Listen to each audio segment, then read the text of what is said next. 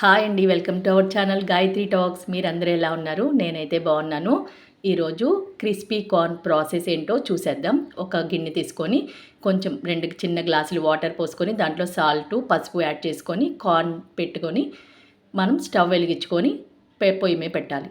అది ఉడికిన తర్వాత కార్న్ ఉడికిందో లేదో మనం నోట్లో వేసుకుంటే తెలుసుద్ది. దాన్ని స్టెయిన్ చేసేసుకొని చక్కగా పక్కన పెట్టేసుకోవాలన్నమాట. ఇలా స్టెయిన్ చేసుకునేటువంటి కార్న్ కొంచెం చల్లారాలన్నమాట. చల్లారితేనే బాగుంటుంది, ఎందుకంటే వానికి ఇప్పుడు మనం డ్రెస్సింగ్ చేస్తాం అనమాట.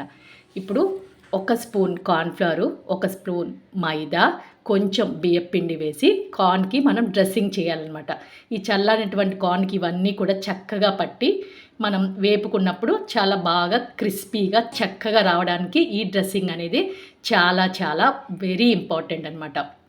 ఇవన్నీ కూడా చక్కగా సరైన క్వాంటిటీలో వేసుకుంటేనే కార్న్ అనేది మనకి క్రిస్పీనెస్ అనేది చక్కగా ఇస్తుంది. ఒకటి ఎక్కువ ఒకటి తక్కువ వేస్తే కనుక అవి కొంచెం గట్టిగా రాళ్ళలాగా కూడా ఉంటాయన్నమాట. అందుకని చక్కగా సరైన మోతాదు అయితే కనుక చాలా బాగుంటుంది అనమాట.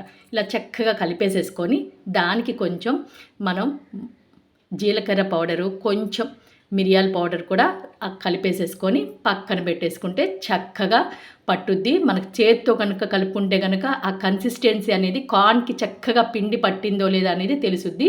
ఇవన్నీ వేసిన తర్వాత 2-3 చుక్కల కొంచెం డ్రాప్స్ వాటర్ అలా వేసి మనం ఆ కార్న్కి అంతా చక్కగా డ్రెస్అప్ అయ్యేటట్టుగా పట్టాలన్నమాట. ఇలా అంటుంటే మనకు తెలుసుద్ది.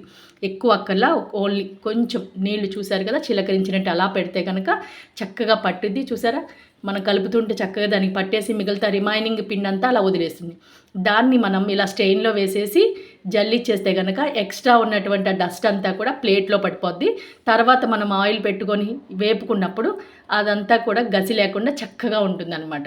ఇవి డ్రెస్సింగ్ చేయడమే మంచి రోల్ ఇంపార్టెంట్ అనమాట. దీంట్లో బాండి పెట్టేసుకొని మనం ఆయిల్ హీట్ ఎక్కింది.